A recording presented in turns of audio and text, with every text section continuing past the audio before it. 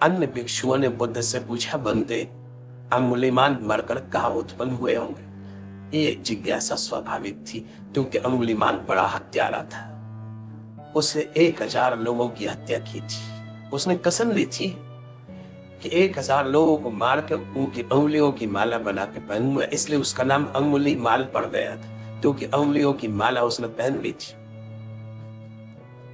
उसने 1000 लोग मार डाले थे। वो बड़ा भयंकर हत्यारा था बुद्ध के समय का। 999 आदमियों को मार चुका था और 1000 में की प्रतीक्षा कर रहा था, लेकिन दूर दूर तक लोग चौंक गए थे। तो जिस जंगल में छिप के अंगुलीमाल रहता था वहां कोई जाता नहीं था, जाए ही नहीं कोई। उसकी मां नहीं जाने को राजी थी क्योंकि लोगों को डर था, लोग जानते थे वो मां तक को मार डाले। उसको तो 1000 का व्रत पूरा करना। बुद्ध उस रास्ते से गुजरते थे तो लोगों ने कहा, न जाए बनते, वो आदमी खतरनाक, वो सोचेगे नहीं आप कौन हो, उसको तो बिल्कुल अंधा है। उसने 999 आदमी मार डाले। राजा उससे कपते, सैनिक उससे डरते, फौजें नहीं निकलती इस रास्ते से, जो किसी को भी मार डाले। एकदम पागल है, उसे होश है ही नहीं, आप मत जाने। लेकिन बुद्ध ने कहा, अगर मुझे पता न होता तो शायद मैं ना भी जाता, लेकिन अब पता है मुझे, वो बेचारा एक की प्रतीक्षा करता हो। 999 मार डाले ना, उसको 1000 आदमी चाहिए, उसकी प्रतिज्ञा का क्या होगा ये भी तो सोचो। तो मैं जाता हूं। तो बुद्ध गए, उनके साथ ही संगी के पीछे छूट गए। ऐसे समय कौन साथ कौन संगी। जब बुद्ध गए तो अकेले ही रह गए। अंगुलीमाल फरसे पर धार रखने लगा, देखते कि कोई आ रहा है, लेकिन वो भी बहुत चौंका क्योंकि वर्षों से इस रास्ते पर कोई चलते ही नहीं। ये कौन ना समझ, उसको भी दया आने लगी, कौन ना समझ मर में आ रहा है। उसने गौर से देखा, गहरे वस्त्र। अरे उसने सोचा कोई सन्यासी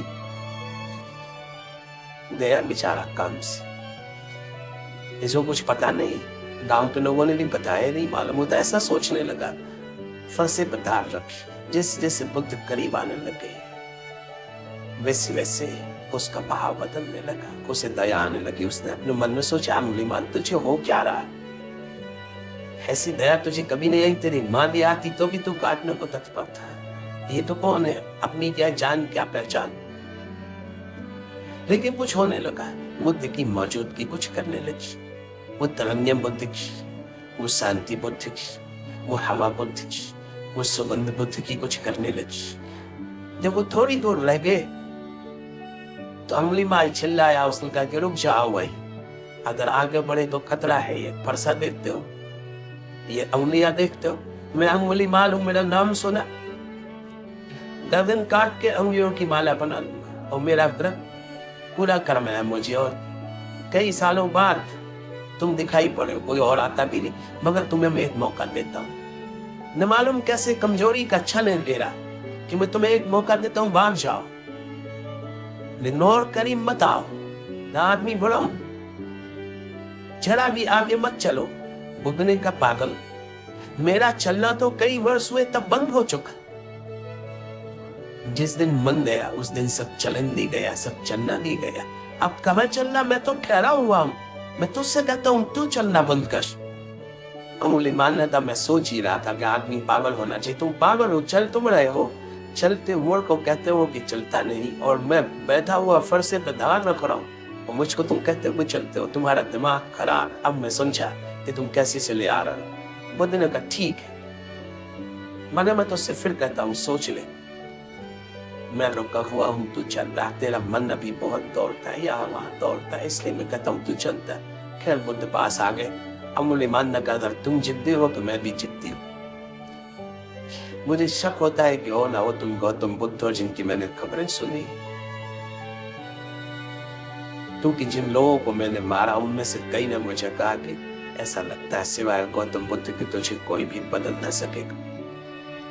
हो ना हो तुम वही हो, मगर भूल जाओ मैं भी अंगुलीमाल हूं। अपनी तैयारी कर ले, फरसे पे धार रख ले, मैं बैठा हूं। वो बैठ गए शांत। वो फरसे पे धार रखता है क्योंकि कई साल से कोई आया नहीं, तो फरसे पे चंद चढ़ गई।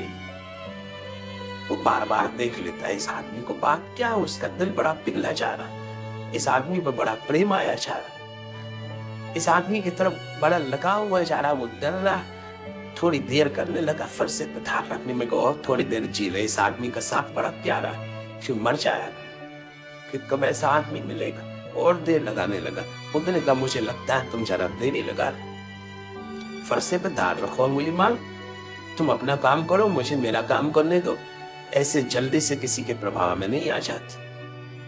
अंगुलीमाल ने कहा कि तुम आदमी कैसे हो, तुम मरने पे तत्पर हो, आत्महत्या करने की तुमने सोच रखी।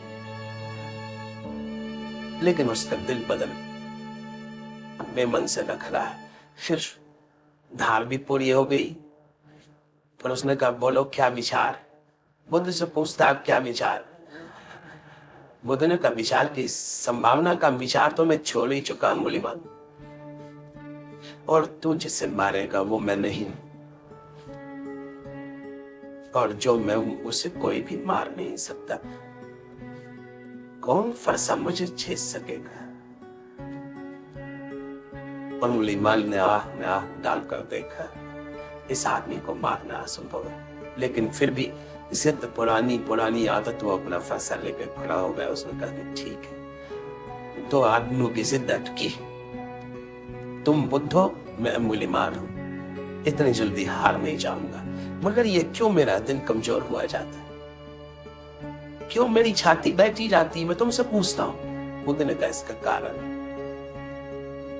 मारने में कुछ कला है ही नहीं अंगुलीमाल, ये तो बच्चे कर सकते। तू देखिए सामने वृक्ष, इसकी शाखा काट के मुझे दे दे। तो उसने फरसे से शाखा काट दी। बुद्ध ने कहा अब इसे तू वापस जोड़ दे। उसने कहा ये कैसे हो सकता है। तो बुद्ध ने कहा काटना मारना तो बहुत आसान, जोड़ के कोई आदमी मान बनता है, काट के कोई मान बनता है। अब तो मेरी गर्दन काट दे, बात खत्म हो गई। मगर याद रहा, जिन गर्दनों को जोड़ नहीं सकता उन्हें काटने का तुझे हक नहीं, और जोड़ तो कुछ बात हुई तो दुनिया तुझे याद रखेगी। फरसा उसने फेंक दिया, वो बुद्ध के चरणों में गिर गया। वो अंगुलीमाल बुद्ध का भिक्षु हो गया। उसका भय ऐसा था कि जब खबर फैल गई कि बुद्ध तो मारे नहीं गए, उल्टा अंगुलीमाल मारा गया, तो खुद सम्राट अजात शत्रु उसे देखने आया, क्योंकि अजात शत्रु के तक प्राण कपते थे। वो आया और उसने कहा कि बनते मैंने सुना है अंगुलीमाल भिक्षु हो गया, विश्वास नहीं आता। अगर ये हो सकता है तो सब कुछ हो सकता है, ये मुझे विश्वास नहीं आता, मैं मान ही नहीं सकता, इसमें कुछ अफवाह में झूठी बात। बुद्ध ने कहा माने या न माने, ये पास जो भिक्षु बैठा कौन, वो बुद्ध के पास ही बैठा पंखा कर रहा था। ये सोच के ही कि ये अंगुलीमाल है, अजातशत्रु ने अपनी तलवार निकाल ली। उसने कहा ये खतरनाक आदमी है कोई, धोखाधड़ी की वो बैठा वो बन के भिक्षु और अब तुम हमला कर रहे। बुद्ध ने कहा तू तलवार भीतर रख, तलवार की कोई जरूरत नहीं अजातशत्रु, ये अंगुलीमाल वो अंगुलीमाल नहीं, ये और ही हो गया। जब अंगुलीमाल गांव में भिक्षा मांगने गया, जैसा भिक्षु को जाना पड़ता था, तो गांव के लोगों ने दरवाजे बंद कर लिए, दुकानें बंद हो गई, लोग अपनी छतों पे चढ़ गए और लोगों ने पत्थर इकट्ठे कर लिए। और कहते हैं जो अंगुलीमाल बीच सड़क पर था तो लोगों ने उसे पत्थर मारे। कायर कमजोर लोग, अंगुलीमाल बीच में खड़ा रहा, उसके सिर पर पत्थर गिरते रहे और लहू बहता रहा। और अभी तरुण ने जो मंत्र पढ़ा ना, बुद्धम शरणम गच्छामि, वो ऐसे दोहराता रहा, बुद्धम शरणम गच्छामि, संघम शरणम गच्छामि, धम्मम शरणम गच्छामि। ऐसा कहते कहते ही वो गिर गया। बुद्ध को खबर मिली, वो आए, आखिरी कड़ी थी।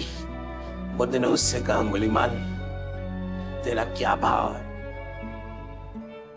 उसने कहा आप और पूछते, ठहरे हुए का क्या भाव, रुके हुए का क्या भाव, तेरे मन को कुछ हुआ अंगुलीमाल। अंगुलीमाल ने कहा नहीं कुछ भी नहीं हुआ, देखता रहा, साक्षी था। तो अंगुलीमाल ने कहा होता भी क्या, मैं देखने वाला हूं, दृष्टम, यही तो आपने समझाया। बुद्ध उससे बोले, अंगुलीमाल तू ब्राह्मण होके मर रहा है, तू ब्रह्म ज्ञान को उपलब्ध होकर मर रहा है, तू अरहत को उपलब्ध हो गया, तू अरिहंत हो गया। ऐसा जब अंगुलीमाल मर गया तो और भिक्षुओं ने पूछा बुद्ध को, बनते अंगुलीमाल मरकर कहाँ उत्पन्न हुए? बुद्ध ने कहा, भिक्षुओं, मेरा वह पुत्र परिनिवृत्त हो गया, परिनिर्वाण को उपलब्ध हो गया, अब उसका जन्म नहीं होगा, वो जन्म मरण के पार हो गया, अब वो वापस नहीं लौटेगा। बनते भिक्षुओं ने कहा, इतने मनुष्यों को मारकर भिक्षुओं को भरोसा न आया, ऐसा पापी परिनिर्वाण को उपलब्ध हो गया। हर भिक्षुओं, बुद्ध ने कहा, सोए सोए उसने बहुत पाप किए, लेकिन जागकर पुण्यों से उसने उन्हें काट डाला। ऐसे वह शून्य भाव में डूबकर निर्वाण को उपलब्ध हो गया। लेकिन भिक्षुओं ने फिर पूछा, भगवान, उसे तो ज्यादा समय भिक्षु हुए भी नहीं हुआ, उसने पुण्य किए का? बुद्ध ने कहा, कभी कभी एक पुण्य का छोटा सा कृत्य भी अगर समग्रता से किया जाए तो सारे पापों को काट डालता है। नहीं उसे ज्यादा दिन लगे, नहीं ज्यादा दिन वो जिया, लेकिन जब लोग उसे पत्थर मार रहे थे तब वो साक्षी बना रहा। ये सबसे बड़ा पुण्य कृत्य। कर्ता होने में पाप है, साक्षी होने में पुण्य है।